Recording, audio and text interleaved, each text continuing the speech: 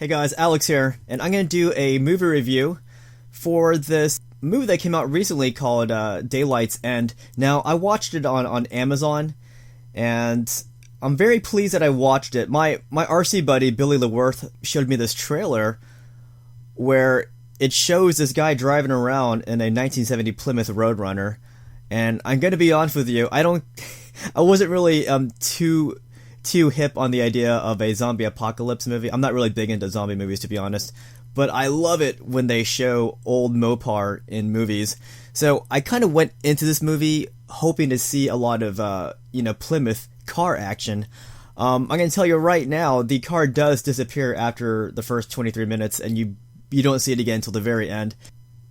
In that regard, I was disappointed, but when I actually watched this movie, I was able to judge it as a zombie movie, or let's call it a zombie slash post-apocalyptic movie. And on that merit alone, this movie is very, very, very well done, very damn fine movie.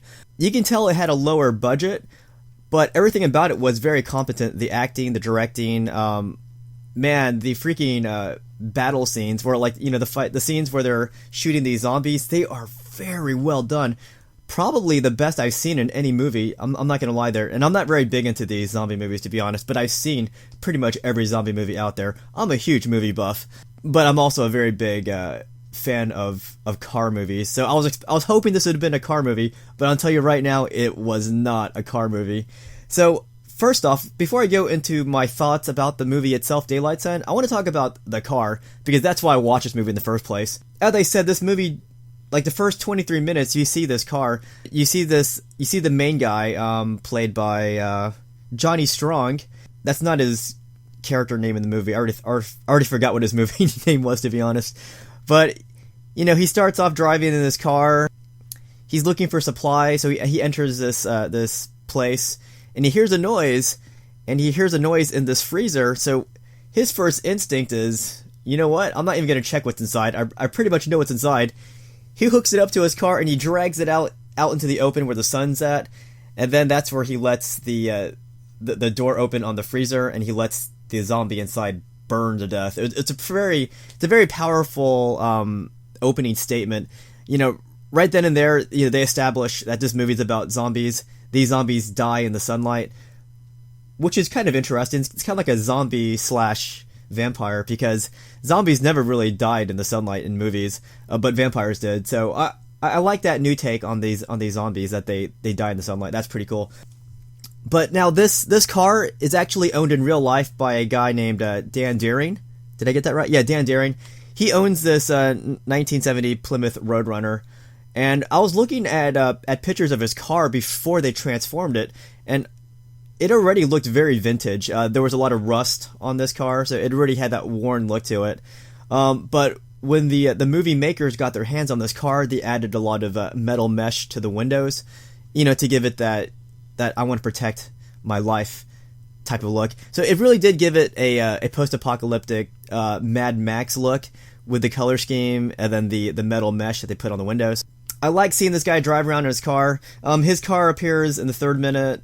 Well, actually, it appears in the opening minute, the 3rd minute, the 7th minute, the 19th minute, the 23rd minute, where he actually leaves his car door open when all these zombies are chasing after him. I thought for sure that the zombies would have destroyed his car, because these are very smart zombies. But at the very end, an hour, 40 minutes into the movie, you do see his car again. So I guess his car is okay. Now, I'm going to tell you this much.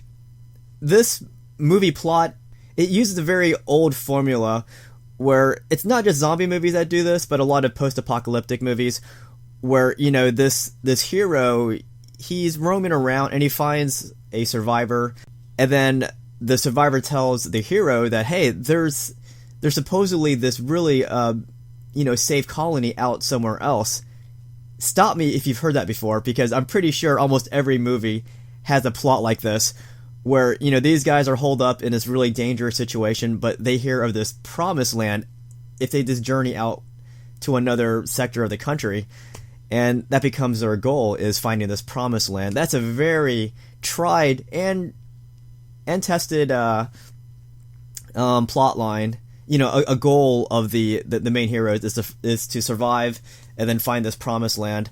You hear about this in movies like Planet of the Apes, Walking Dead, man, pretty much every zombie movie, or actually a lot of post-apocalyptic movies. Jericho, that's a TV show. But I'm going to tell you this much, it does work. It works in this movie because everything in this movie is very well made. As I said, the directing is very good. All the acting is awesome. Let me tell you who the actors are. Now, Johnny Strong, I thought I recognized him from somewhere.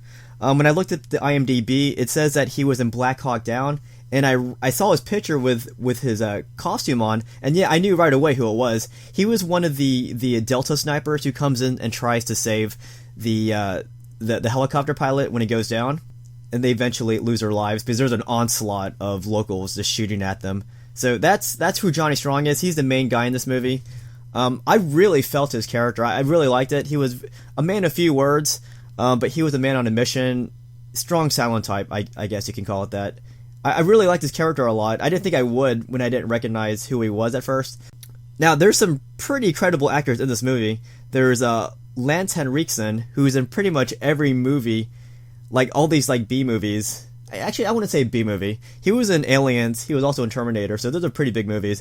But he's been in a lot of movies. He's that actor you always see, but you never know his name. His name's Lance Henriksen, and he's a very damn good actor.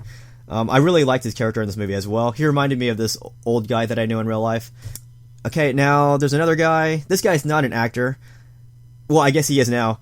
But his name is Krzysztof Soszynski, and he's an actual MMA fighter. He's one of the bad... He's actually the head bad zombie in this movie.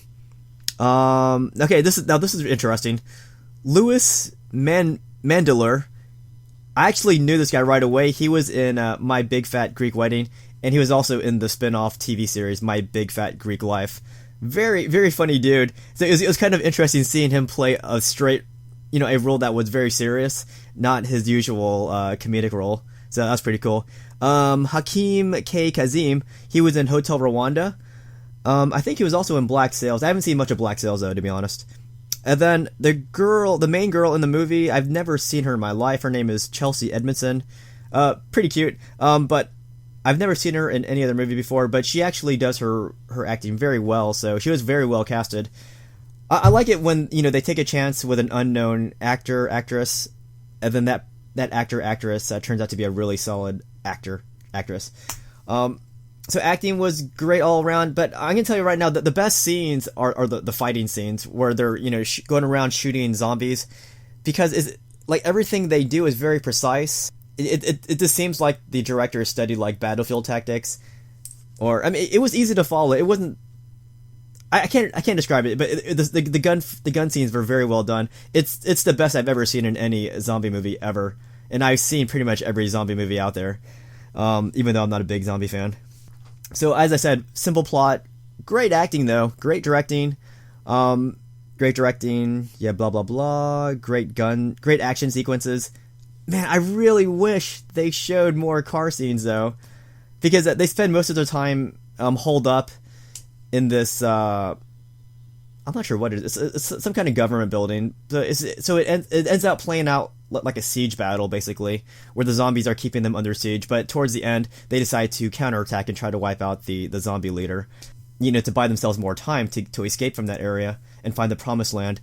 Man, I wish they made a movie, like a road movie where they were constantly on the move. Like that would have been probably a smaller cast. I mean, you could have done a bigger cast, but you'd need more vehicles. But I wanted to see this Plymouth Roadrunner, like, for the entire 1 hour 50 minutes or 1 hour 40 minutes that the movie takes place in, because the freaking car is awesome as hell. I just wish they showed more of that. Damn, I'm so disappointed. But the movie itself is very awesome. I think if you like post-apocalyptic or zombie movies, you're gonna like this movie. It's one of the best I've ever seen in my life. Definitely the action scenes are definitely the best I've ever seen in any zombie movie. Anything else to note, really?